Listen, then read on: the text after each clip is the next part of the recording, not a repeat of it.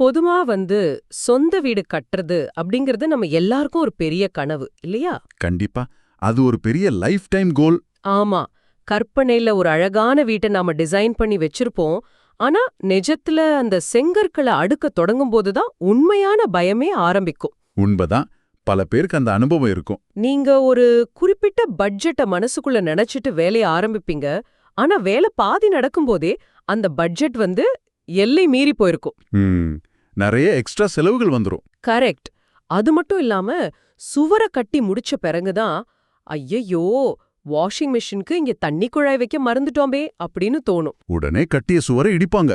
ஆமா, அது நடக்கும்போது நமக்கு ஏற்படுற மன உளைச்சலுக்கு அளவே இல்ல.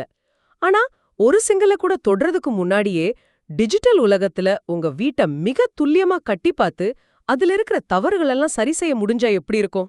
அது ஒரு மிகச்சிறந்த ஐடியா. எந்த ஒரு பொருளையும் வீணாக்காம, எந்த ஒரு சுவரையும் இடிச்சு கட்டாம, எல்லாவற்றையும் கம்ப்யூட்டர் ஸ்கிரீன்லயே கட்டி பார்த்து செக் பண்றது நம்ம கட்டுமானத் துறையில ரொம்ப நாளா எதிர்பார்த்த ஒரு விஷயம்தான். சரியா சொன்னீங்க. இன்னைக்கு நம்ம கிட்ட இருக்கிற இந்த ஆவணங்களோட தொகுப்ப இந்த ஆழமான அலசலுக்காக நான் படிக்கும்போது எனக்கு தோணுன முதல் எண்ணமும் அதுதான். ட்ரீம் ஆஃப் ஒர்க்ஸ் கம்பெனியை பத்தி சொல்றீங்களா? ஆமா, ட்ரீம் ஆஃப் ஒர்க்ஸ் அப்படிங்கிற ஒரு நிறுவனத்தோட செயல்பாடுகளை பத்தின டாக்குமெண்ட்ஸ் தான் இது. இவங்க ஆட்டோடெஸ்க் ரெவிட் அப்படிங்கிற ஒரு சாஃப்ட்வேரை பயன்படுத்தி ரெசிடென்ஷியல் பிம், அதாவது பில்டிங் இன்ஃபர்மேஷன் மாடலிங், கரெக்ட், வீடுகளுக்கான கட்டிட தகவல் மாதிரி இந்த டிசைனை எப்படி சாத்தியமாக்குறாங்க அப்படிங்கறத பத்தி தான் இன்னைக்கு நம்ம முழுசா அலச போறோம். இது ரொம்ப சுவாரஸ்யமான தலைப்பு. கண்டிப்பா. இத வாசிக்கும் போதே எனக்கு எப்படி தோணுச்சு தெரியுமா? இது கட்டுமானத்துக்கான ஒரு டைம் மெஷின் போல இருக்கு. டைம் மெஷினா? அது ஒரு இன்ட்ரெஸ்டிங்கான ஒப்பீடு. நீங்க இதை எப்படி சொல்றீங்க? அதாவது நீங்க எதிர்காலத்துக்கு பயணம் செஞ்சு கட்டி முடிக்கப்பட்ட உங்க சொந்த வீட்டை நேர்ல பாக்குறீங்க. ஓ, ஓகே. அங்க போய் அந்த வீட்ல இருக்கிற தவறுகளை பாக்குறீங்க. எங்க தண்ணி கசியுது, எந்த கதவு தப்பான திசையில திறக்குது, எங்க வயர்கள் உரசுகின்றன, இதையெல்லாம் சரி செஞ்சுட்டு மீண்டும் நிகழ்காலத்துக்கு வீட்டை நிஜத்துல எந்த குறையும் இல்லாம கட்டுறது மாதிரி இருக்கு இது. ஆஹா, நீங்க சொன்ன அந்த டைம் மெஷின் ஒப்பீட 100க்கு 100 உண்மை. இந்த ஆவணங்கள்ல இருக்கிற விஷயங்களை நாம ஆழமா பார்க்கும்போது ட்ரீம் ஆஃப் ஒர்க்ஸ் நிறுவனம் ரெவிட் சாஃப்ட்வேரை பயன்படுத்தி வீட்டின் ஒரு முழுமையான டிஜிட்டல் இரட்டையை உருவாக்குறாங்க. டிஜிட்டல் இரட்டை, அதாவது கம்ப்ளீட் டிஜிட்டல் ட்வின் இல்லையா? ஆமா. இது நாம வழக்கமா பார்க்குற வெறும் ஒரு 3D படம் கிடையாது. நிஜத்துல அந்த வீடு எப்படி இருக்குமோ அதனுடைய எடை, பொருட்கள், அளவு என அனைத்தையும் கொண்ட ஒரு தகவல் பெட்டகம். ஓ, அப்போ வெறும் படம் மட்டும் இல்ல? கண்டிப்பா இல்ல. இதுல கட்டிடக்கலை, அதாவது ஆர்கிடெக்சர், கட்டமைப்பு, அதாவது ஸ்ட்ரக்சர், அப்புறம் எம்இபி. எம்இபினா? Mechanical, electrical, plumbing. அதேதான்.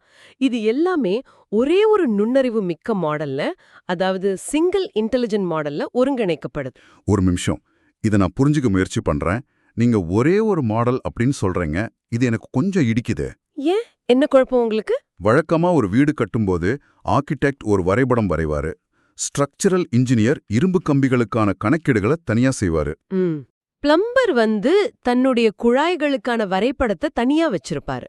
இவங்க எல்லாரையும் ஒரே ஃபைல்ல ஒரே மாடல்ல வேலை செய்ய வைப்பது விஷயங்களை ரொம்ப சிக்கலானதா மாத்திடாதா? அதாவது ஒருத்தரோட வேலையை இன்னொருத்தர் அழிச்சிடுவாங்கன்னு கேக்குறீங்களா? ஆமா, அந்த வாய்ப்பு இருக்குல்ல. மேலோட்டமா பார்க்கும்போது நீங்க சொல்ற மாதிரி இது சிக்கலா தான் தோணும். ஆனா கொஞ்சம் யோசிச்சு பாருங்க. நிஜத்துல கன்ஸ்ட்ரக்ஷன் சைட்ல இவங்க எல்லாரும் ஒன்னா சேர்ந்து தான் அந்த வீட்டை உருவாக்க போறாங்க இல்லையா? ஆமா, அங்க ஒன்னாதான் வேலை செஞ்சாகணும். அங்க அவங்க தனித்தனியா வேலை செய்ய முடியாது. ஒரு சுவருக்குள்ள தான் தண்ணி குழாய் போகணும். அந்த சுவரை தாங்கி பிடிக்க தான் ஒரு தூண் இருக்கணும். கரெக்ட். அதனால பேப்பர்ல தனித்தனியா வரைஞ்சிட்டு நேர்ல சண்டை போட்டுக்கிறத விட டிஜிட்டல் உலகத்திலே அந்த ஒற்றை மாடல் மூலமா ஒருங்கிணைப்பை ஏற்படுத்துறது தான் ரொம்ப லாஜிக்கலான விஷயம். ஓ, அதாவது நிஜத்துல அவங்க எப்படி சேர்ந்து வேலை செய்ய போறாங்களோ அதையே டிஜிட்டல்ல முன்னாடியே செய்யறாங்கன்னு சொல்றீங்க. சரியா புரிஞ்சுக்கிட்டீங்க. இந்த சாஃப்ட்வேர் ஒரு கிளவுட் தளம் போல செயல்படுது. எல்லாரும் ஒரே நேரத்துல அந்த மாடல்ல வேலை செய்வாங்க. ஒரே நேரத்துலயா? ஆமா. இப்போ ஆர்கிடெக்ட் ஒரு சுவரை நகர்த்தினாருன்னா அடுத்த செகண்டே பிளம்பருக்கு அது தெரிஞ்சிடும். அதனால அவர் தன்னுடைய குழாயோட பாதையை உடனே மாத்திக்க முடியும். ஆஹா, சூப்பர். இது குழப்பத்தை ஏற்படுத்தாது. மாறா குழப்பங்கள் நிஜத்துல நடக்கிறத தடுக்கிற ஒரு பாலமா தான் செயல்படுது. ஓ, இப்போ தெளிவா புரியுது. ஆஹா, அந்த 3 துறைகளும் முன்னாடியே ஒன்னு சேருது. அந்த 3 தூண்கள் என்னென்ன அப்படிங்கறத கொஞ்சம் ஆழமா பாப்போம். கண்டிப்பா. முதல்ல கட்டிடக்கலை. இதுதான் வீட்டோட முகம் இல்லையா? ஆமா, ஆர்க்கிடெக்சர் தான் பேஸ். சுவர்கள், கூரைகள், அறைகளோட திட்டமிடல், படிக்கட்டுகள், பால்கனி விவரங்கள் எல்லாம் இதுல வந்துடுது. பார்க்கறதுக்கு வீடு எப்படி இருக்கும் அப்படிங்கறத இதுதான் முடிவு பண்ணுது. அதுதான் அடித்தளம்.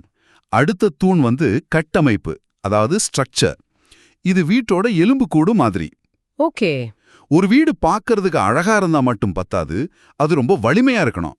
இந்த மாடல்ல அடித்தளம், தூண்கள், சுமை தாங்கும் சுவர்கள், அப்புறம் வலுவூட்டல் அட்டவணைகள் எல்லாமே துல்லியமா கொடுக்கப்படுது. ஒரு நிமிஷம், இந்த வலுவூட்டல் அட்டவணைகள் அப்படின்னா இரும்பு கம்பிகளோட கணக்கீடா? ஆமா, அதாவது ரீன்ஃபோர்ஸ்மெண்ட் ஷெட்யூல்ஸ். எந்த பில்லர்ல எத்தனை இரும்பு கம்பிகள் இருக்கணும், அவை எந்த இடைவெளியில வளைக்கப்படணும் அப்படிங்கிறது வரைக்கும் இந்த ரெவிட் மாடல்ல மிக துல்லியமா வரையறுக்கப்பட்டுடுது. ஓ, இது சும்மா ஒரு தோராயமான கணக்கில்ல போல. கண்டிப்பா இல்ல, இது மிக துல்லியமான என்ஜினியரிங். இங்க தான் விஷயம் ரொம்ப சுவாரஸ்யமா மாறுதுன்னு நான் நினைக்கிறேன்.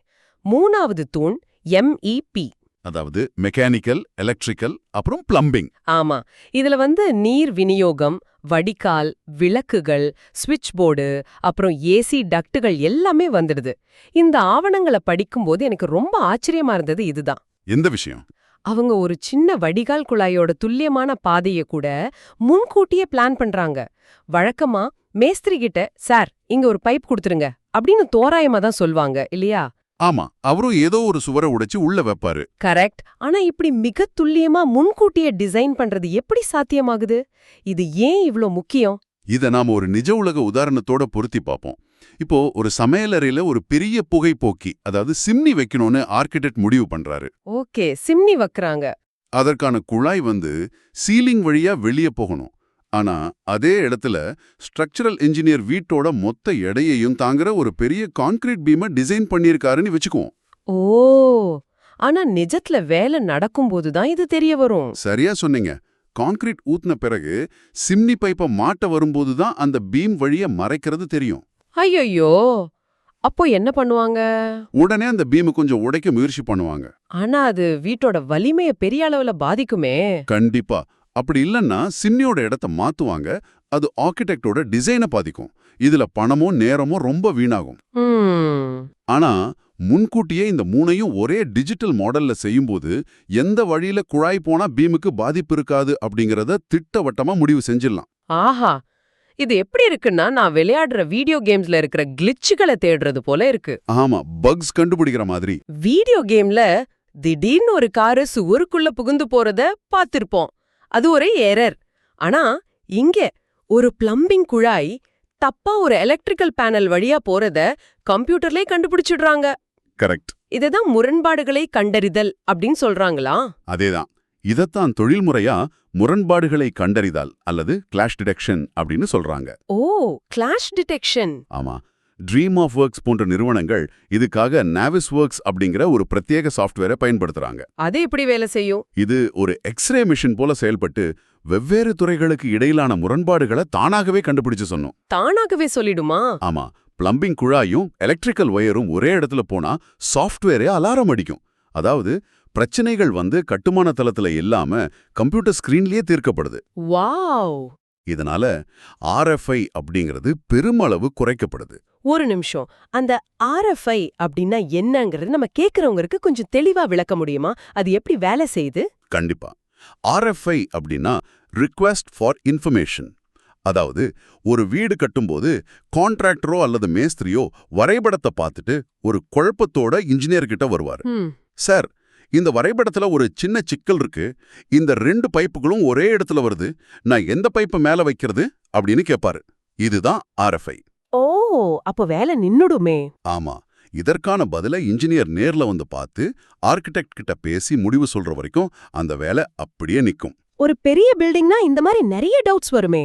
நூற்றுக்கணக்கான RFIகள் வரும். ஒவ்வொன்னுக்கும் பல நாட்கள் வீணாகும். ஆனா விர்ச்சுவல் முறையில முன்பே எல்லா மோதல்களும், அதாவது கிளாஷஸ் தவிர்க்கப்படுறதுனால கான்ட்ராக்டருக்கு எந்த குழப்பமும் இருக்காது.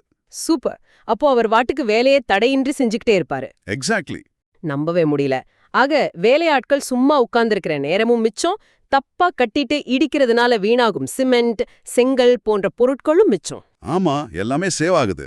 இதிலிருந்து நாம எல்லாருக்கும் பிடிச்ச மிக முக்கியமான ஒரு விஷயத்துக்கு வரும், பணம். ரொம்ப முக்கியமான டாபிக். சொந்த வீடு கட்டுபவர்களுக்கு இந்த ஜீரோ பட்ஜெட் அதிர்ச்சிகள் அப்படிங்கிற வார்த்தைய படிச்ச உடனேயே ஒரு மிகப்பெரிய நிம்மதி வரும். கண்டிப்பா வரும். இந்த டிஜிட்டல் இரட்டை மூலமா துல்லியமான பொருட்களோட அளவு பட்டியல், அதாவது BOQ கிடைக்குதுன்னு ஆவணங்கள் சொல்லுது. ஆனா எனக்கு இங்க ஒரு பெரிய சந்தேகம் இருக்கு. சொல்லுங்க, என்ன சந்தேகம்? இப்போ நான் ஒரு மாடலை உருவாக்கிட்டேன், எல்லாம் சரியா இருக்கு. ஆனா திடீர்னு எனக்கு ஒரு யோசனை வருது. வரவேற்பறையில இருக்கிற கதவை இன்னும் கொஞ்சம் பெருசா வச்சா நல்லா இருக்கும்னு நினைக்கிறேன். ஓகே. மாடல்ல நான் அந்த கதவோட அளவை மாத்தினா வரைபடங்கள் தானாகவே அப்டேட் ஆகுதுன்னு சொல்லப்பட்டிருக்கு. ஆமா, அது ஆட்டோமேட்டிக்கா அப்டேட் ஆயிடும். அது சரி. ஆனா அந்த மாற்றத்தால என் ஒட்டுமொத்த செலவுல ஏற்படுற வித்தியாசத்தையும் என்னால உடனுக்குடன் பார்க்க முடியுமா? சாஃப்ட்வேருக்கு எப்படி விலை தெரியும்? இதை எப்படி சாத்தியமாகுது? இது ஒரு மிக அருமையான கேள்வி. இது எப்படி சாத்தியமாகுதுன்னா, இந்த டிஜிட்டல் மாடல்கள் வெறும் கோடுகளாலும் வடிவங்களாலும் ஆனது கிடையாது. அப்புறம் அவை தரவுகளால், அதாவது டேட்டாவால ஆனது. இதை அளவிடுறதுக்கு LOT, அதாவது லெவல் ஆஃப் டெவலப்மெண்ட் அப்படிங்கிற ஒரு தரநிலையை பயன்படுத்துறாங்க. LOT. ஓகே. இது ஒரு கருத்தியல் நிலையான LOT 100ல தொடங்கி உற்பத்திக்கு தயாரான நிலையான LOT 400 வரைக்கும் திட்டமிடப்படுது. LOT 400 அப்படின்னா அதனுடைய துல்லியம் எந்த அளவுல இருக்கும்? அது எப்படி விலைய கணக்கிடுது? சொல்றேன். இப்போ நீங்க கேட்ட அதே கதவு உதாரணத்தை எடுத்துக்குவோம். LOT 100 நிலையில பாத்தீங்கன்னா, உங்க வீட்டோட கதவு இருக்க வேண்டிய இடத்துல ஒரு சாதாரண செவ்வக வடிவம் மட்டுமே இருக்கும். ஓ, சும்மா ஒரு பாக்ஸ் மாதிரி இருக்குமா? ஆமா, அது ஒரு தோராயமான ஐடியா மட்டும்தான். அங்க ஒரு கதவு வரும்னு மட்டுமே தெரியும். ஆனா அந்த மாடல் LOT 400 அப்படிங்கிற நிலைக்கு வரும்போது அது வெறும் செவ்வகமா இருக்காது. வேற எப்படி இருக்கும்? அந்த கதவு எந்த வகையான தேக்கு மரத்தால் ஆனது, அதனுடைய கைப்பிடி எந்த பிராண்டு, அதனுடைய மாடல் நம்பர் என்ன, இது எல்லாமே இருக்குமா? ஆமா, அதுல எத்தனை பித்தளை ஸ்க்ரூஸ் இருக்கு, மார்க்கெட்ல இன்றைய தேதியில அதனுடைய விலைப்பட்டியல் என்ன அப்படிங்கிறது உட்பட அத்தனை தகவல்களும் அந்த 3D கதவுக்குள்ள டேட்டாவா அப்லோட் செய்யப்பட்டிருக்கும். வாவ்! அதாவது நான் ஸ்கிரீன்ல பாக்குறது ஒரு டிஜிட்டல் கதவு, அப்படினாலும் அதோட பேக்ரவுண்ட்ல ஒரு பெரிய டேட்டாபேஸ் இயங்கிக்கிட்டு இருக்கு. முற்றிலும் உண்மை. அதனால தான் பட்ஜெட் அதிர்ச்சிகள் இல்ல அப்படின்னு சொல்றாங்க. நீங்க மாடல்ல கதவோட அளவை 2 அடி பெரிதாக்குனா அது தானாகவே வரைபடத்துல மாறிடும். ஓ, டிராயிங்ஸ் அப்டேட் ஆயிடும். ஆமா, அது மட்டும் இல்லாம அந்த கதவுக்கான மரத்தோட அளவு எவ்வளவு கூடியிருக்கு, அதுக்கான பெயிண்ட் எவ்வளவு அதிகமா தேவைப்படும், அதுக்கான லேபர் சார்ஜ் எவ்வளவு. எல்லாமே வா. ஆமா, எல்லாமே பேக்ரவுண்ட்ல கால்குலேட் ஆகி உங்க பொருட்களோட அளவு பட்டியல்ல உடனுக்குடனே அப்டேட் ஆயிடும். அடேங்கப்பா. ஒரு கிளிக் செஞ்சா இந்த மாற்றத்தால உங்க பட்ஜெட் 10,000 ரூபாய் கூடுது அப்படிங்கறத துல்லியமா காட்டிடும். இது நிஜமாகவே ஒரு மேஜிக் போல தான் இருக்கு. எனக்கு வீடு கட்டுறதுனாலே, சார் இன்னும் 1 லட்சம் ஆகும், இன்னும் கொஞ்சம் சிமெண்ட் வாங்கணும் அப்படின்னு மேஸ்திரி வந்து நிக்கிறது தான் ஞாபகம் வரும். ஆமா, அது ஒரு காமனான பிரச்சனை தான். அந்த பயத்தை, அந்த நிச்சயமற்ற தன்மைய இந்த தொழில்நுட்பம் அடியோட ஒழிச்சிடுது. சரி, நாம பணத்தை பத்தி பேசிட்டோம், தொழில்நுட்பத்தை பத்தி பேசிட்டோம். அடுத்து ஒரு வீட்டோட மிக முக்கியமான பக்கத்துக்கு வருவோம். உணர்வுபூர்வமான பக்கம். கண்டிப்பா. வரைபடங்களை தாண்டி காட்சிப்படுத்தல், அதாவது விஷுவலைசேஷன், அப்புறம் நிலைத்தன்மை, அதாவது சஸ்டெயினபிலிட்டி. இத பத்தி ஆவணங்கள் என்ன சொல்லுது? இங்கதான் இந்த தொழில்நுட்பம் கஸ்டமர்ஸ்க்கு ரொம்ப நெருக்கமா வருது. ட்ரீம்வொர்க்ஸ் மாதிரியான கம்பெனிகள் வாடிக்கையாளர்களோட ஒப்புதலுக்காக ரியலிஸ்டிக் 3D ரெண்டர்ஸ் அப்புறம் வெர்ச்சுவல் வாக் த்ரூக்களை வழங்குறாங்க. வெர்ச்சுவல் வாக் த்ரூனா நாமளே நடந்து போற மாதிரியா? ஆமா, இது வெறும் புகைப்படங்களா இல்லாம அந்த வீட்டுக்குள்ள நீங்க நிஜமாவே நடந்து செல்றது போன்ற ஒரு அனுபவத்தை தருது. வீட்டின் டைல்ஸ் எப்படி இருக்கும், சுவரோட நிறம் எப்படி இருக்கும் அப்படிங்கறத முன்கூட்டியே நீங்க பாத்துடலாம். எனக்கு இது எப்படி தோணுதுன்னா, இது ஒரு புதிய காரை வாங்குறதுக்கு முன்னாடி நம்ம டெஸ்ட் டிரைவ் செஞ்சு பாப்போம் இல்லையா? ஆமா, அது போல இருக்கு. ஆனா இங்க நீங்க கட்டப்போற வீட்டுக்குள்ள நீங்களே டெஸ்ட் லிவிங் செய்றீங்க. அதாவது அந்த வீட்ல வாழ்ந்து பாக்குறீங்க. கரெக்டான பாயிண்ட். ஆவணங்கள்ல இருக்கிற இன்னொரு விஷயம் என்ன ரொம்ப ஆச்சரியப்படுத்துச்சு. சூரிய பாதை மற்றும் பகல் வெளிச்சம் பகுப்பாய்வு, அதாவது sun path and daylight analysis அப்படின்னு ஒரு வார்த்தையை பயன்படுத்தியிருக்காங்க. அது ரொம்ப அட்வான்ஸ்டான ஃபீச்சர். வீடு கட்டப்படுறதுக்கு முன்னாடியே ஒரு குறிப்பிட்ட மாதத்துல மாலை 4 மணிக்கு சூரிய ஒளி உங்க வரவேற்பறையோட சோஃபால எங்க விழும் அப்படிங்கறத துல்லியமா பார்க்க முடியுதுன்றது நம்ப முடியாத ஒரு விஷயமா இருக்கு. கம்ப்யூட்டருக்கு எப்படி சூரியன் எங்க இருக்குன்னு தெரியும்? இது எப்படி வேலை செய்யுது? இது தொழில்நுட்பத்தோட உச்சம்னு சொல்லலாம். அந்த ரெவிட் மாடல்ல உங்க வீடு நிஜமா எந்த ஊர்ல எந்த இடத்துல அமைய போதோ அந்த இடத்தோட உண்மையான அட்சரேகை மற்றும் தீர்க்கரேகை, அதாவது லாட்டிடியூட் அண்ட் லாஞ்சிடியூட் தரவுகளை என்டர் பண்ணிடுவாங்க. ஓ, எக்ஸாக்ட் லொகேஷன் கொடுத்துருவாங்க. ஆமா. மேலும் வீட்டோட திசையையும் துல்லியமா குறிப்பிடுவாங்க. இதனால பூமியோட சுழற்சிக்கு ஏற்ப அந்த இடத்துல எந்த பருவத்துல எந்த நேரத்துல சூரிய ஒளி எந்த கோணத்துல விழும் அப்படிங்கறத சாஃப்ட்வேர் மிக துல்லியமா கணக்கிட்டு ஒரு சிமுலேஷனா காட்டும். இது கேக்குறதுக்கு ரொம்ப பிரம்மாண்டமா இருக்கு. ஆனா இதனால நமக்கு என்ன நடைமுறை லாபம்? வெறும் அழகிற்காக மட்டும்தானே இதை செய்யறாங்க? நிச்சயமா இல்ல. இது நாம ஒரு பெரிய கோணத்துல பொருத்தி பார்த்தா இது பசுமையான மற்றும் புத்திசாலித்தனமான வீடுகளை உருவாக்குறதுக்கான ஒரு மிகப்பெரிய கருவி. அது எப்படின்னு கொஞ்சம் விளக்க முடியுமா? கண்டிப்பா.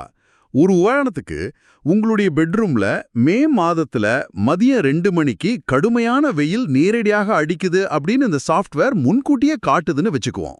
ஓகே, வெயில் அடிக்குது. அதை தெரிஞ்சும் அந்த இடத்துல ஒரு பெரிய கண்ணாடி ஜன்னலை வச்சுட்டு அப்புறம் வாழ்நாள் முழுவதும் ஏசியை ஓட விட்டு மின்சாரத்தை வீணாக்க மாட்டீங்க இல்லையா? ஆமா, கண்டிப்பா மாட்டேன். நான் முன்கூட்டியே அங்க ஒரு சன் ஷேட பெரிதாக்குவேன் அல்லது அந்த ஜன்னலோட அளவை குறைப்பேன். தேவையென்றால் அந்த அறையோட பயன்பாட்டையே மாத்திடுவேன். அதுதான் இதோட நோக்கமே. இயற்கை ஒளியை எப்படி அதிகபட்சமா பயன்படுத்துறது, வீட்டோட வெப்பநிலையை எப்படி கட்டுப்படுத்துறது, அதன் மூலமா வாழ்நாள் முழுவதுமான ஆற்றல் நுகர்வை எப்படி குறைக்கிறது, இதையெல்லாம் வீடு கட்டுறதுக்கு முன்பே தீர்மானிக்க இந்த தொழில்நுட்பம் உதவுது. ஓ, இதுதான் சஸ்டெய்னபிள் டிசைன் அப்படிங்கறதா? ஆமா, நிலைத்தன்மை கொண்ட வடிவமைப்பு. இது சுற்றுச்சூழலுக்கும் நல்லது, உங்க கரண்ட் பில்லுக்கும் நல்லது. இது ரொம்ப ஆழமான ஒரு விஷயம். நாம ஒரு கட்டிடத்தை வெறும் செங்கல்லாகவும் சிமெண்டாகவும் பார்க்காம அது சுற்றியுள்ள சுற்றுச்சூழலோடு சூரியனோடும் காற்றோடும் எப்படி உரையாடுது அப்படிங்கறதையும் சேர்த்து பார்க்கிறோம். ஆமா, அது மட்டும் இல்லாம இப்படி துல்லியமா கட்டப்படுற வீடுகள்ல எதிர்காலத்துல பராமரிப்பு வேலைகளும், அதாவது மெயின்டெனன்ஸ் ரொம்ப சுலபமா இருக்கும். அது எப்படி? ஏன்னா உங்ககிட்ட உங்க வீட்டோட ஒரு முழுமையான டிஜிட்டல் வரைபடம் இருக்கு. 10 வருஷம் கழிச்சு எங்கேயாவது தண்ணி கசிஞ்சா எங்கேயோ சுவரை உடைக்க தேவையில்லை. ஓ, மாடலை பார்த்தாலே போதுமா? ஆமா, மாடலை பார்த்தா துல்லியமா பைப்பு எங்க போகுது அப்படின்னு தெரிஞ்சிரும். சரி, இந்த ஆவணங்கள்ல இருக்கிற எல்லாவற்றையும் தொகுத்து பார்த்தா எனக்கு ஒரு விஷயம் மிக தெளிவா புரியுது. சொல்லுங்க. இந்த தொழில்நுட்பத்தை பொறுத்தவரை ஆட்டோடெஸ்க் ரெவிட் அப்படிங்கிறது வெறும் ஒரு டிசைனிங் சாஃப்ட்வேர் மட்டும் இல்ல. அது துல்லியத்தின் மொழி, அதாவது லாங்குவேஜ் ஆஃப் பிரிசிஷன். அருமையான வார்த்தை. முதல் செங்கல் வைக்கப்படுறதுக்கு முன்பே ஒவ்வொரு சிறு முடிவும் விர்ச்சுவலா எடுக்கப்பட்டு ஒரு முழுமையான டிஜிட்டல் இரட்டை உருவாக்கப்பட்டு ஆர்கிடெக்ட், ஸ்ட்ரக்சரல் அப்புறம் MEP வல்லுநர்களுக்கிடையே முழுமையான பிழையற்ற ஒருங்கிணைப்பு சாத்தியமாகுது. உண்மைதான். இது கட்டுமானத் துறையில நாம காணும் ஒரு மிகப்பெரிய புரட்சி. தரமான வீடுகளை சொன்ன நேரத்துல முன்கூட்டியே திட்டமிட்ட துல்லியமான பட்ஜெட்ல கட்டி முடிக்க இது ஒண்ணுதான் இன்றைய காலகட்டத்துல சிறந்த வழி. எந்த ஒரு யூகத்துக்கும் இங்க இடமில்ல. ஆமா, எல்லாமே தரவுகள் அடிப்படையிலானதுதான்.